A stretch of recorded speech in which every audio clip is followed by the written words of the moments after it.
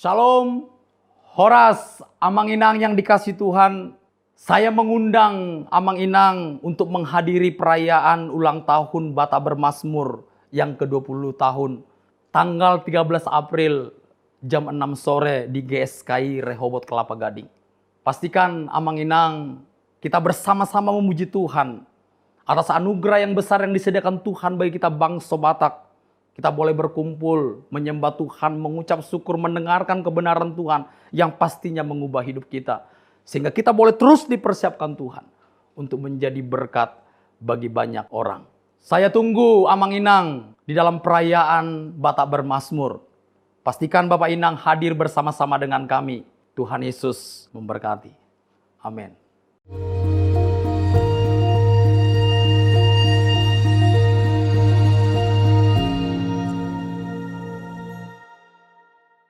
Salam, kekasih-kekasih pecinta Abam, kita kembali episode 51. Anda bertanya, Alkitab menjawab. Dari pria usia 50 tahun, sudah menikah di Bogor. Salam Pak Eras, yang ingin saya tanyakan. Satu, sering saya mendengar dalam khotbah Pak Eras yang bilang, saya berjanji, saya bersumpah. Apakah boleh kita orang Kristen mengucapkan sumpah? Bagaimana dengan konteks Matius 5, 33, 36? Good, ya. Ini pertanyaan yang bagus, ya. Ini good question, ya. Matius 5, 33, 36 itu jangan bersumpah atas apapun. Maksudnya jangan bersumpah dusta. Kalau di Yahudi sumpah itu biasa. Mereka memang memiliki sumpah-sumpah dalam kebiasaan hidup. Tetapi jangan dusta. Ini yang penting. Jadi kadang-kadang kita tidak mengerti. Oh, nggak boleh sumpah. Nah, kalau Anda di pengadilan sumpah. Ya kan? Anda mau menjadi pejabat sumpah. Nah, di sini harus bisa membedakan antara sumpah jabatan dan sumpah pengakuan di dalam pengadilan. Paulus mengatakan, aku memanggil Allah sebagai saksi. Itu bersumpah sebenarnya. Nazar itu sumpah. Atau janji. Sumpah. Ya, jadi ini maksudnya demikian. Jadi kalau aku berjanji, aku bersumpah, aku bernazar, maksudnya sama. Ya. Nah, Matius 5, 33, 36 maksudnya, kamu jangan mengucapkan sumpah dusta atas apapun juga. Ya, tidak, artinya jujurlah itu. Jadi banyak orang tidak mengerti maksud ayat ini. Nggak boleh sumpah dong. Maksudnya adalah jangan berdusta lalu menggunakan Tuhan, menggunakan apapun untuk membela dusta atau kebohonganmu. Nah, kita kan bersumpah di pengadilan, bersumpah waktu diangkat untuk menduduki satu jabatan tertentu. Top, terima kasih untuk pendapat, untuk pertanyaan ini. 2, bagaimana pendapat Pak Eras apabila ada seorang hamba Tuhan yang pernah jatuh dalam pelanggaran moral, cerai hidup, kembali melayani berkhotbah di mimbar? Bapak sering katakan dosanya sudah diampuni. Oke, namun apakah bisa kembali menggarami jemaat dengan kebenaran yang sejati? Nah, ini kita harus lihat kasusnya. Kenapa dia cerai? Cerai hidup. Kita kan tidak tahu. Istrinya lari dengan laki-laki lain. Atau dianya sendiri yang selingkuh. Lalu seandainya demikian. Dia bertobat. Dia bisa melayani. Dia bisa mengubah orang. Kenapa tidak? Tetapi ini tidak membuka peluang orang boleh berdosa lalu nanti melayani loh ya. Dan faktanya kalau orang sudah pernah melakukan pelanggaran moral sampai cerai hidup, tidak akan bisa efektif seperti orang yang tidak pernah melakukan pelanggaran. You lihat, you buktikan itu. Tuhan tidak akan bisa memakai mereka secara optimal. Dan ini fakta. Fakta, ya. Kita tidak pernah melihat seorang yang melakukan pelanggaran cerai hidup lalu menjadi hamba Tuhan yang dipakai luar biasa. Bisa dipakai Tuhan. Dengan kejatuhannya dia bisa menasihati orang yang sudah jatuh seperti dia atau akan jatuh. Tuhan tidak menutup kemungkinan orang seperti ini bertobat dan dipakai Tuhan. Tetapi biasanya tidak maksimal. Tuhan memberkati, biarlah dia bertanggung jawab kepada majikannya. Oke. Wanita usia 59 tahun. Salam Pak, saya mau bertanya. Saya 1 bulan yang lalu memutuskan pisah sama suami. Habis saya jengkel Pak. Kerja ikut orang selama 12 tahun. Saya nggak pernah dikasih uang belanja. Dia juga nggak pernah ngasih perpuluhan padahal Kristen dari kecil kalau saya keluarga Islam. Hanya saya yang Kristen sendiri. Malah satu desa cuman saya orang Kristen. Saya selama ini kerja sendiri untuk kebutuhan saya. Dan kedua orang tua saya jualan. Saya ya jualan hasilnya untuk makan, untuk ke gereja. Untuk kebutuhan saya dan orang tua saya. Saya jualan hasilnya untuk makan, untuk ke gereja. Rumah saya ke gereja, rumah saya lumayan jauh, saya harus ngecek. Apa saya berdosa memutuskan pisah? Apa keputusan saya itu dosa Pak? Saya juga ikut doa pagi soalnya saya nggak mau kalau saya nggak diakui Bapakku yang di surga. Kalau itu tidak boleh. Kalau itu tidak boleh saya akan nurut, biar itu sakit akan saya jalani. Pisah suami 1 bulan yang lalu ya. 1 bulan yang lalu ya. Ini bukan suami yang baik. Ya, kerja enggak pernah ngasih uang, dia Kristen, kamunya sebelumnya tidak Kristen. Ini kejam ini pria ya. Oke, sementara kamu boleh pisah dulu. Saya tersentuh ya. Saya bisa melindungi kamu. Ya, nanti kamu dihubungi orang saya deh, dinasehati, didampingi. Kamu perlu pendampingan. Kamu dulu bukan orang Kristen, sekarang jadi orang Kristen, mestinya kamu dijagai. Nah, kamu punya anak berapa tidak ditulis di sini. Tapi tetap setia ikut doa pagi ya. Saya senang benar. Kamu ikut doa pagi, kamu akan menjadi kuat ya. Gereja jauh ngojek, kamu berpotensi jadi orang yang terberkati. Saya tidak yakin suamimu hidup benar. Kalau tidak menafkahi sama sekali selama 12 tahun, ini mah nggak pernah dikasih uang belanja. Wow, ini suami kenapa ya? Oke, saya harus tahu lebih banyak, nanti kamu akan dampingi oleh seorang konselor ya. Tapi tetaplah setia ikut Tuhan, kalau sekarang kamu pisah, ini cerai ya. Pisah ya, masih pisah. Pisah dulu, enggak apa-apa. Pisah dulu tidak apa-apa, biar masing-masing merenungkan hidup. Biar suamimu merenungkan hidup. Tapi ingat kamu jangan menikah lagi. Oh ya udah 60 tahun umur. Sudah, enggak usah mikir nikah. Oke, bersama-sama saya, pecinta suara kebenaran, kita berkemas-kemas. Kita ketemu di surga hore. Ya, oke. Berikutnya dari wanita usia 25 tahun. Waktu kami diberkati suami saya masuk Pentakosta dan setelah kami nikah dan pulang ke kampung, suami keluarganya memaksa saya untuk masuk Katolik dan saya dilarang bergereja di sana. Karena masalah agama saya tidak pergi bergereja dan saya sekarang tidak bersama suami saya. Pada waktu bulan 10 suami saya sakit dan keluarganya menyalahkan saya yang membuat suami saya sakit. Dan pada akhirnya jika saya tidak mau masuk Katolik, saya diusir dari rumah. 4 kali saya diusir, pada akhirnya saya dan anak saya keluar dari rumah dan pergi meninggalkan rumah dan suami saya yang dalam keadaan sakit. Saya sekarang merantau, suami saya waktu kami pergi dia ngomong kalau mau menyusul kalau sudah sembuh. Tapi 2 bulan terakhir pikirannya berubah, jadi dia tidak mau menyusul dan tidak menyalahkan saya kembali. Umurmu 25 tahun, kamu sudah punya anak, hiduplah dengan anak itu, bekerjalah untuk kehidupan kamu, Tuhan akan menyertai kamu. Kamu diam saja, suami nyusul kamu puji Tuhan, tidak usah kamu telepon. Ya. Kamu akan sangat sejahtera hidup seperti ini daripada dengan keluarga yang diusir-usir itu. Tetaplah tinggal dengan anakmu, hidup sendiri dan jangan mikir menikah dulu. Statusmu ingat masih istri, jangan melakukan dosa. Jangan kamu sampai jatuh dalam dosa percabulan atau zina atau perselingkuhan. Jangan sekali-kali. Ingat, cari nafkah dengan baik, Tuhan akan menyertai dan sudah menyertai dan besarkan anakmu menjadi orang yang satu kali bisa membahagiakan kamu. Ya, puji Tuhan. Kalau kamu ada masalah apa-apa, kamu kembali hubungi Abam, ya. Oke. Kamu masih punya orang tua, ya. Kami, keluargamu. Dari ibu usia 26 tahun, wanita, sudah menikah, ibu rumah tangga ini ya. Sebenarnya masalah saya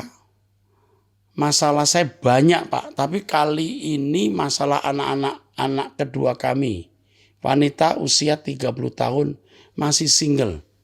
Anaknya teliti, kritis, cakap, pandai, waktu kecil pemalu, tidak pede. Mempunyai karir yang cukup bagus dan sudah bisa menghidupi diri sendiri. Sempat berpacaran beberapa kali karena kritisnya mungkin, dalam kurung mungkin, sehingga semua putus. Saat ini punya teman baik wanita. Kalau dari perkiraan pertemanan akrabnya sudah lebih dari 6 bulan, kurang dari 1 tahun. Karena akrabnya membuat kami curiga akan hubungan tersebut. Karena kami pernah jumpa langsung pada suatu acara dengan melihat tingkah ulah mereka selama 3 jaman pada saat itu. Sehingga kami curiga, kami sudah mewanti-wanti agar jangan berteman lagi dengan anak itu. Efek lain dari pertemanan itu, jadi anak saya sering pulang malam pada hari kerja dan lain-lain. Kami jadi sering ribut karena anak saya merasa sudah 30 tahun, sudah bisa mengatur hidupnya sendiri dan lain sebagainya. Karena ada banyak tanda-tanda, tampaknya hubungan mereka seperti lesbi Pak. Sementara ayahnya karena sadar dari cara didik terlalu keras terhadap anak pertama kami dahulu. Sehingga hubungan mereka jadi berantakan. Maka terhadap anak ini sama sekali tidak mau ikut campur. Yang penting di atas segalanya, dia tetap mendoakan, tapi mendoakan tiap hari. Karena Tuhan yang empunya kuasa atas setiap kami bagi yang berseru kepadanya. Itu ayahnya Amini Pak, dia serahkan semua kepada Tuhan. Anak ini juga punya keinginan rencana untuk keluar dari rumah. Mau ngekos, sewa apartemen sendiri.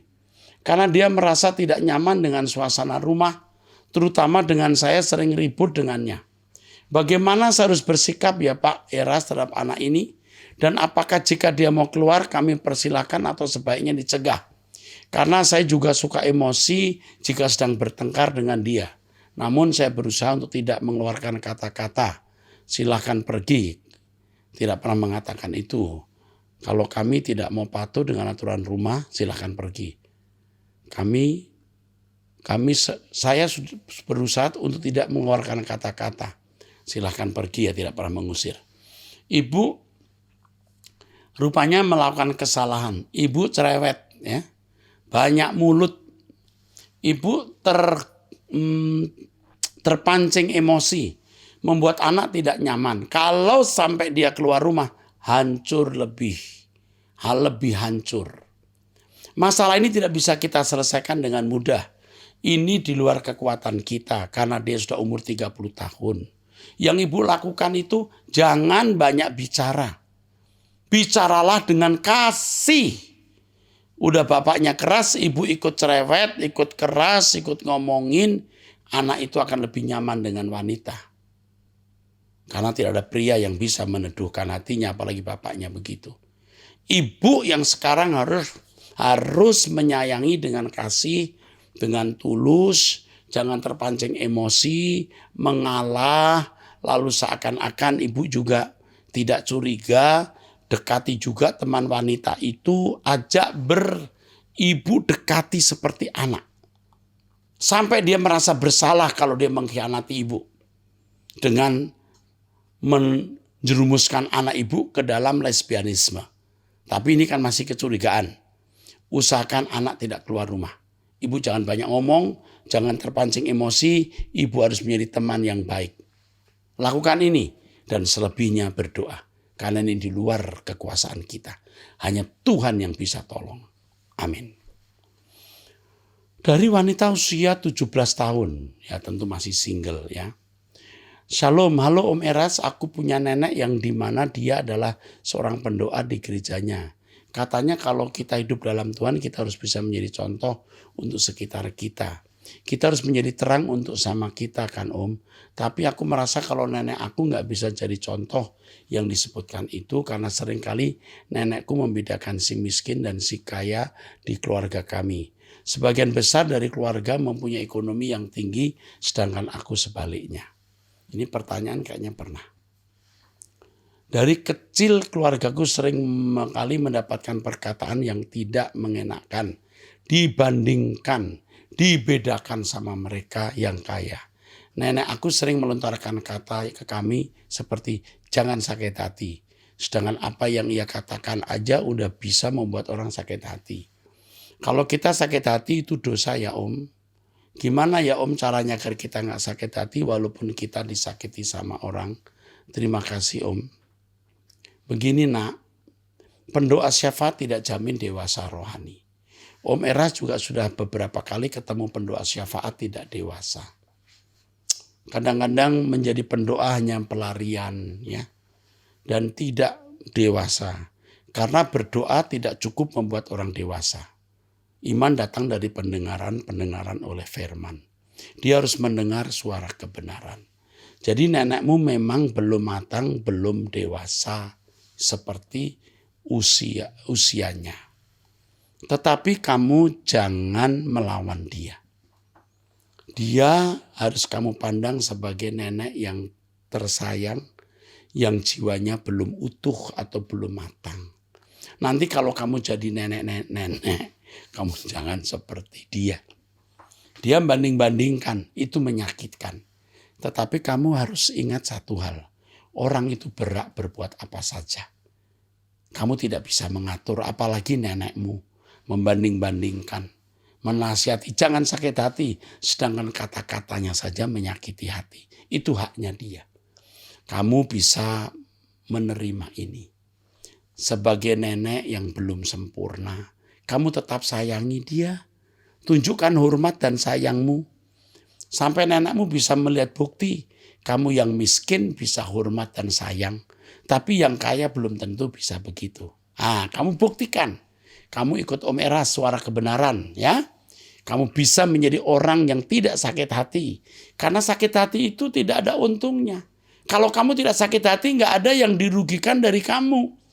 Bahkan kamu untung menjadi dewasa. Bagaimana bisa tidak sakit hati? Kamu ingat dosamu kepada Tuhan, dosa kita kepada Tuhan jauh lebih besar. Tuhan mengampuni kita.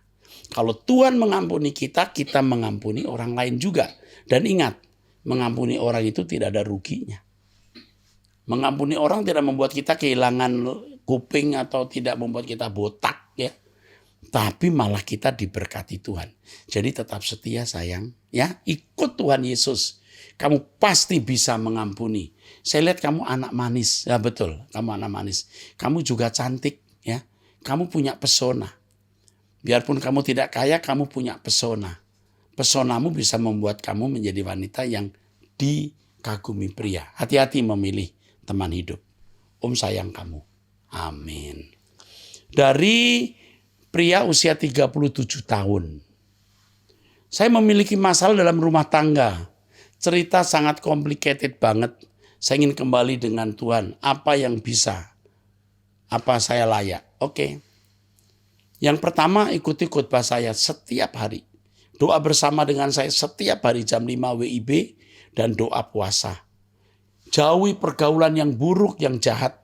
Jangan nonton film, walaupun bukan film porno, film-film yang menggairahkan libido. Ya. Lalu belajar untuk tidak bergaul dengan orang sembarangan yang bisa merusak spiritmu. Untuk itu buat jadwal. Supaya kamu tidak memberi ruangan untuk pekerjaan yang tidak perlu. Pekerjaan, bisnis, rumah tangga, kamu atur waktunya. Kondisi rumah tanggamu hari ini memang parah. Ya, kamu punya banyak kesalahan yang menjadikan rumah tangga seperti ini. Sementara istrimu juga tidak mau mengerti. Berat. Tetapi begini, ikuti saya dulu. Nanti kamu akan diberi hikmat, marifat dari Tuhan. Ya, nanti bisa kalau membutuhkan konselor, saya akan mengirimkan konselor menelpon kamu. Ya, supaya kamu balik ya. Kamu jangan menjadi orang yang menggampangkan masalah. Urusan belakangan itu bahaya, ya. Oke, saya kira itu nasihat saya. Beberapa waktu kemudian kamu kirim lagi pertanyaan. Sekarang kamu ikuti khotbah saya, doa. Jangan nonton tontonan yang tidak perlu, ya. Itu ikuti dulu ya.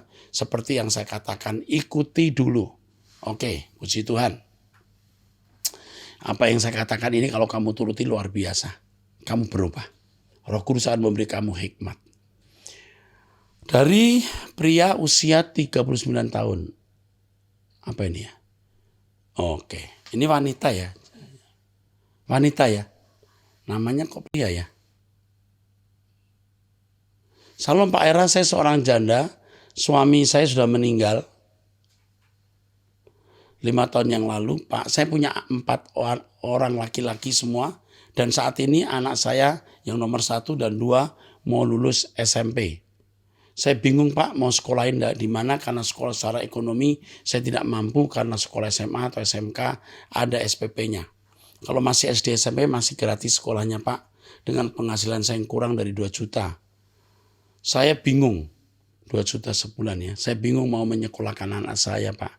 Saya juga masih kontrak dan anak umur 3 tahun mau lulus SD. Kalau yang nomor 4 masuk SD. Saya coba daftar kemarin di formulir pendaftaran di sekolah Pak Eras, tapi gagal. Kalau Bapak berkenan menerima salah satu anak saya di sekolah Pak. Nah begini Bu, ini saya hubungi. Saya juga punya sekolah di luar kota untuk SMK ya. Saya coba daftar kemarin di formulir pendaftaran di sekolah Pak Erastus tapi gagal. Kenapa gagal? Ya tolong deh ini orang mesti dijagai, dilindungi ini. Anak saya umur nomor 1 dan 2 mau lulus SMP. Kami punya sekolah juga di daerah untuk SMA. Di Palangkaraya ada asrama juga. Saya bisa membantu ibu. Ya. Kalau anak ibu pinter ya bisa saja sekolah di sekolah saya di Ekumene Christian High School, tapi harus pinter ya, kalau nggak bisa. Bahasa Inggrisnya harus bagus, nilainya harus juga rata-rata bagus ya. Tentu kami tidak mau mengorbankan Ekumene Christian High School ya. Nah, tapi saya bisa bantu ibu nanti anak ibu sekolah ya. Kalau tidak di Ekumene Christian High School, sekolah lain mana, yang penting SMA. Ya. Rasanya saya mesti membantu ibu ya. Ibu ini pekerjaannya asisten rumah tangga ya. Jadi ibu mesti saya bantu ya. Oke. Tolong berkati ibu, tenang kalau ibu akan dihubungi orang saya. Hari ini juga kalau bisa ya oke. Hari ini itu hari di mana saya mengambil tapping ya. Berikutnya dari pria usia 59 tahun. Saya ingin bertanya dan minta pendapat Pak Era. Saya beribadah di sebuah gereja kecil. Jam ibadahnya hanya 1 kali dalam seminggu. Gembala dalam kurung hanya ada 1 dan full time. Gembala kami sering pergi saat jam ibadah untuk melayani gereja lain. Dan pengkhotbah yang menggantikan hanya dikasih tema khotbah saja saat itu tanpa ada gembala. Yang ingin saya tanyakan, apakah boleh seorang pendeta atau gembala meninggalkan dombanya saat jam ibadah untuk beribadah, untuk berkhotbah memberi makan domba gereja lain? Mohon pendapatnya Pak. Dia berapa kali dalam 1 bulan ya meninggalkan gereja? Dari 4 kebaktian kalau 1 masih masuk akal ya. Dari 4, 2 itu sudah mulai kurang baik. Dari 4, 3 wah sudah tidak baik. Dari 4, 4-nya tidak hadir, sangat tidak baik. Mestinya Bapak Gembalamu khotbah di tempat, hadir di hari Minggu karena itu prime time dari jemaat yang hanya seminggu sekali ke gereja. Kalau dia menerima undangan ini masalahnya apa? Apakah cari kehidupan, cari nafkah? cari uang atau karena faktor lain. Ya, itu yang saya harus tahu. Tetapi kalau melihat sekilas ini, gembalamu tidak bertanggung jawab. Tapi kamu jangan tinggalkan gereja itu. Kalau bisa kamu membantu bagaimana menanggulangi keadaan ini. Usia Bapak udah 59 tahun. Dengarkan khotbah saya dan Bapak bisa khotbahkan di gereja ini. Ya. Bapak di gereja mana saya tidak tahu, ya. Kalau di Jakarta saya bisa membantu mengirimkan pengkhotbah. Bisa. Tapi kalau di luar kota mungkin lebih sulit, ya. Tetapi sebaiknya Pak, dampingi gembalamu ini, ajak bicara. Bapak udah umur 59, mungkin pendetamu lebih muda, nasihati atau beri masukan. Saya salut Bapak punya beban ini, ya. Tuhan memberkati. Oke. Saya teruskan dengan pertanyaan berikut. Salam Ibu, Salam Ibu atau Pak? Salam Ibu atau Pak? Oh, saya mau bertanya. Sudah 4 tahun ini saya bergumul untuk keluarga besarku diselamatkan. Tapi kadang saya ragu apakah doa saja mereka bisa diselamatkan. Tidak cukup. Tidak cukup dengan doa saja, tapi ibu harus menjadi saksi dari perbuatan ibu yang baik. Dan Roh Kudus akan menuntun ibu. Ibu harus buat apa? Ini ibu atau bapak ini? Saudara harus buat apa untuk keluarga itu? Pasti Roh Kudus akan pimpin. Saudara yang dipercaya Tuhan untuk menyelamatkan gereja ini. Ya, lakukan ini. Tidak cukup dengan doa, tapi kesaksian ibu, perbuatan, bantuan dari bantuan dari saudara untuk keluarga saudara. Kepada yang menanyakan ini, saya beritahu, saudara yang bertanggung jawab untuk menjadi berkat bagi keluarga besar. Sudah 4 tahun bergumul. Tidak cukup dengan doa, tetapi harus dengan tindakan konkret. Oke, puji Tuhan. Pertanyaan berikut dari wanita usia 52 tahun. Ini pendeta ini. Ya. Salam Pak Pendeta Erastus Sabdono. Saya mendengar khotbah Bapak sejak tahun 2018. Waktu itu saya ke Surabaya untuk mengantar anak saya yang memulai kuliahnya di Surabaya. Dan hari Minggu saya ibadah di Betani Nginden. Waktu itu Pak Erastus yang khotbah. Ada lagu yang Pak Eras nyanyikan waktu itu dan menyarankan jemaat untuk mendengar lagu itu di YouTube. Saya suka dengan lagu itu, lalu saya mencari lagu itu di YouTube. Sejak saat itu saya selalu mendengar khotbah-khotbah Pak Eras dan sampai sekarang mengikuti doa pagi. Wah, keren ibu ini. Usia 50 tahun pendeta. Saya melayani di satu gereja mainstream ya, gereja Protestan. Seperti yang tentu Pak Eras tahu tentang gereja-gereja Protestan pada umumnya, tentang pengajarannya dan lain-lain. Namun seperti yang Pak Eras sering bilang, kalau kita bisa dan harus menjadi terang di mana kita berada. Memang sejak mendengar suara kebenaran, saya juga sering tidak sependapat dengan apa yang menjadi kebiasaan di gereja kami. Tapi saya tetap menjalankan tugas pelayanan saya dengan menerapkan apa yang saya sudah dengar dari Pak Eras selama ini. Keren Bu. Berkaitan dengan hal tersebut, bolehkah Pak Eras membantu saya?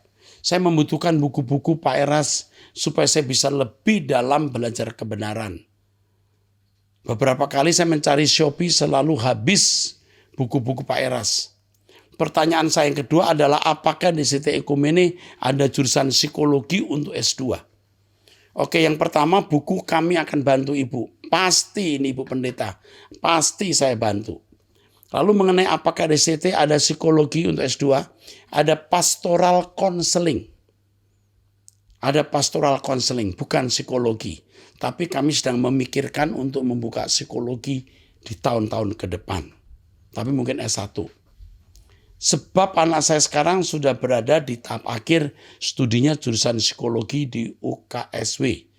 Oke, kalau sudah ambil jurusan psikologi, Anda mengambil S2 di perguruan tinggi yang lain. Kalau di SCT Ekumene tidak ada. Yang ada pastoral counseling. Rencananya mau lanjut S2-nya Pak. Mau informasinya ya Pak Eras. Harapan doa saya semoga Pak Eras tetap sehat, diberkati Tuhan supaya bisa melanjutkan tugas dan tanggung jawab. Bu, saya respect dan appreciate kepada Ibu. Ibu yang rendah hati menulis pertanyaan ini. Ibu seorang sarjana juga, pendeta dari gereja Protestan. Kami akan membantu Ibu dan memberikan informasi tadi ya. Oke. Sekarang terakhir dari wanita usia 35 tahun. Jemaat GSKI MAG.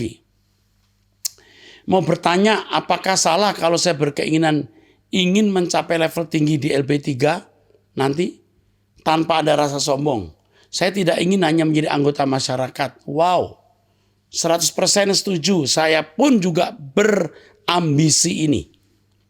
Kita bersama berambisi untuk yang positif tanpa maksud untuk kesombongan. Saya suka berdoa, mampukan aku Tuhan mencapai level yang lebih tinggi di kerajaan surga nanti. Nah, untuk itu Anda harus betul-betul hidup suci. Hidupmu harus kau persembahkan sepenuhnya untuk Tuhan. Apakah salah Pak? Tidak. Ini saya jadikan target untuk membunuh keinginan daging saya dan hidup sesuci-sucinya. Loh, kok sama dengan saya? Ini yang menjadi kerinduan saya. Seperti persis yang kamu katakan. Dan memang pada akhirnya di mana ada Tuhan, berada asal bersama Tuhan saya bahagia. Wow, amin. Tapi kan tidak boleh desperate, asal jadi anggota masyarakat tok. Memang Tuhan mendesain kita itu sebenarnya bukan untuk menjadi anggota masyarakat, tapi menjadi anggota keluarga kerajaan surga. Jadi memang sudah benar tekad ambisi Anda seperti ini. Oke, luar biasa. Jangan lupa mensubscribe Truth ID dan doa bersama dengan saya setiap jam 5 pagi waktu Indonesia Barat. Tuhan memberkati.